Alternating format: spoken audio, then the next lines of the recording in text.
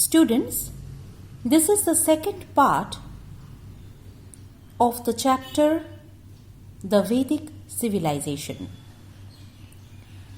In my last video, I have covered the topics sources, settlement and political organization of early Vedic period. And in this class, I am going to start from page 35. At the bottom of the page, you will find the topic Social Life, Family System. Students, open your book to page 35 and see at the bottom of the page Social Life, Family System. The Aryans called their family Kula. They formed the joint family system. So it means that they lived in a joint family system. No nuclear family system was prevalent at that time. Rather, they lived together in a family, and this system, this family was called Kula. Turn it to next page. Page 36. Let's continue. The oldest male member was the head of the family and was called the Kulap or Grihapati here. So, the head of the family was the oldest male member and he was called the Grihapati. Like today in our family, the oldest male member may be the grandfather, or if the grandfather is not alive, then maybe the father. The oldest family male member becomes the head of the family. Similarly, in the Vedic civilization, the oldest male member was the head of the family and he was called Grihapati or Kulap. Women also were highly respected in the Rigvedic society. That means in the early Vedic period, women received education. They were highly respected in society. They took part in the public meetings. They attended Samiti meetings. They participated in debates as well. Women are even known to have composed hymns. That means they composed mantras that were chanted during worship of gods and goddesses. Gargi and Maitri, the two names, Gargi and Maitri, they were the two highly educated women who lived during this later Vedic period.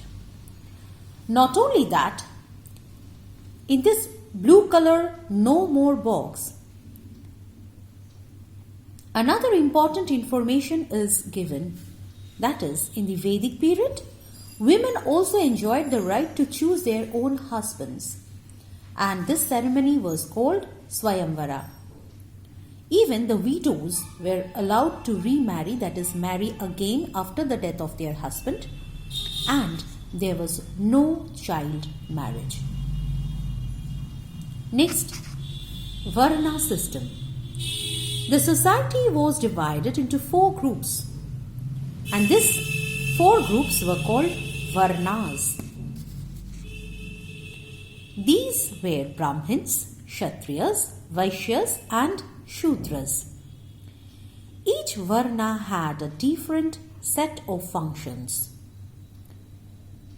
The Brahmins belonged to the first and the highest class, and their duty was to impart knowledge of the Vedas, to perform sacrifices and to receive gifts. Now see the chart that is given on page 36. There is a very good pictorial illustration. In this Varna system, where existed 4 groups, the Brahmins were at the top and they were priests.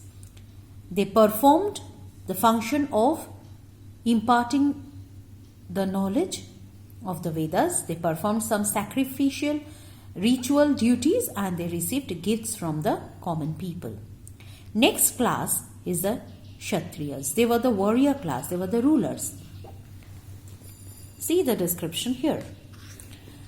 Kshatriyas were second Varna. They were the warrior, they fought battles and protected people. Vaishyas formed the third Varna. You see the picture again here? Vaishyas, they were the farmers, herders and traders. Herders means those who had cattle, and traders, that is businessmen. So Vaishyas formed the third Varna, and they included traders, farmers, artists and herders. Both Vaishyas and Kshatriyas could perform sacrifices. And the Shudras, you see, they were the worker class, labor class people. They were the artists as well. The Shudras belonged to the last Varna, and their duty was to serve the upper three Varnas. Upper three Varnas means Brahmins, Kshatriyas and Vaishyas. Though the society was divided into these four groups of Varnas, but there were no evil of the caste system present. In fact, it was quite flexible. People were allowed to change their occupation despite being born in a particular class. That means even if by birth a person is born in a Shudra family, but he can take up the profession of any other class. That is, by receiving education and acquiring skill, they can perform as warriors, or they can take up any profession like business, that is traders, herders, farmers. So there was a flexibility in the caste system. It was not rigid, rather very, very flexible. It is noteworthy to quote a Rigvedic verse, "I am a poet, my father is a doctor, and my mother is a grinder of corn." This shows that there was no rigid caste system. That means people of the same family can take up any profession of their choice. Next is a quick revision. You can pause the video and mark the answers in your book. Number A1, C, Vedas is the option, correct option. Number C, 2A is the correct option. Number 3, B, Kula is the correct option. You can pause my video and just mark it in your book.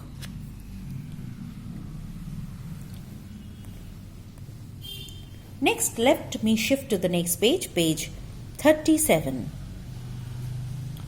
The quick revision here continues. Instead of 3, you make it 4. It is written 3, you make it 4.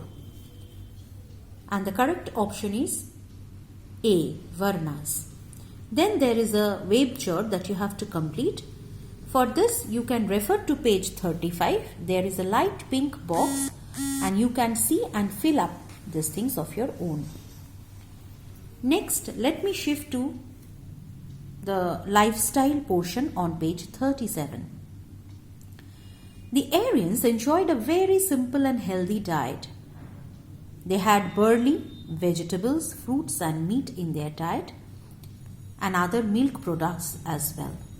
And Soma was the Vedic ritual drink, and this drink was prepared from plant extracts, and this was highly popular among the Vedic people. This drink was consumed on special religious ceremonies, maybe during the pujas or other rituals or yajnas or some sacrifices and all. On those days, on those special religious occasions, Soma, a ritual drink prepared from the extracts of plant, was consumed by Vedic people. They wore very simple dresses, like men wore dhotis, and they also had a piece of cloth covering their top portion of their body, that is the shoulders. So two-piece dress, one covering the lower portion, they wore it as dhotis, and the other one, a piece of cloth they used to cover their shoulders, the upper part of their body. And they had a turban over their heads. And the women also wore a sari and an upper garment like blouse. Ornaments made of gold and silver were popular among both men and women. That means even men of that age wore some jewelries. Here there are some pictures. You see the necklaces, the armlets, some amulets, some earrings, some bangles you can find in this picture. The life of the Aryans was full of entertainment. They knew dancing, you see here, dancing, singing, hunting, and even chariot racing. Chariot means a cart drawn by horses. So these were the popular forms of recreation and entertainment for the people of Vedic civilization. Then comes the religion. We know a lot about the religion of the Aryans. Early Vedic people worshipped different forces of nature. On every important occasion, they performed the sacrifices and yajnas. They offered ghee, grains and animals to please the gods. They prayed for the well-being of their family, cattle, children, health and horses. But in the early Vedic period, the yajnas were very simple. But later on, gradually, especially in the later Vedic age, these yajnas became very, very complex and elaborate. But remember one thing, that these yajnas were performed in open areas, as the Aryans had no temples or idols. Idols means effigies of gods and goddesses. They had no temples, so they performed all these yajnas in open areas. Next in this no more box, you can see the name of the gods. Indra was the god of rain and thunder, and his weapon was a thunderbolt. A picture is given. And he was called the destroyer of enemies. Who? God Indra. Varuna was there, the god of oceans, Agni, god of fire, Surya, the sun god, and Vayu, the wind god. So from this we come to know that the Vedic people worshipped the forces of nature. Now let us read about the economic life. In the beginning of the early Vedic period, the Aryans had a nomadic life. In my last video, you all have read that primarily they led the life of vagabonds. They used to move from one place to the other, but gradually they started living a settled life. And a wealthy person was called a Gomat. So cow was the unit of wealth. The prosperity of a man, of a person, depended on the number of cows he possessed or he owned. If a man possessed many cows, then he was considered very, very wealthy. Less number of cows means less wealthy. That is the system prevalent. That was the system prevalent at that time. It seems that early Vedic people knew the art of agriculture, because in the Rig Veda we find the mention of the use of yava or barley. So from there we come to know that maybe they knew the art of agriculture and they cultivated such crops like wheat or barley. And earlier also you have read that Rig Veda was a source of information because it was the literature of the Aryans. So this served as a source of information for us, and we come to know a lot from this Rig Veda. The Rig Veda mentions the use of yava or barley. The villages during the early Vedic period were self-sufficient units. That means they did not need to depend on other villages. Rather, they produced everything in their own village. Agricultural implements during this period were made of wood or copper. They did not know the use of iron, so all agricultural simple tools were made of wood or copper.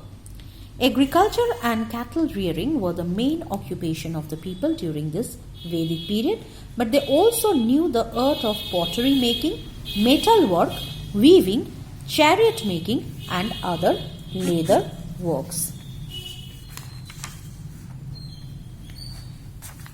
In the next page, it starts about later Vedic period, which I will cover in my next class.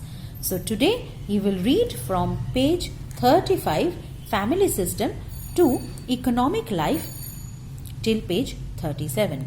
Thank you.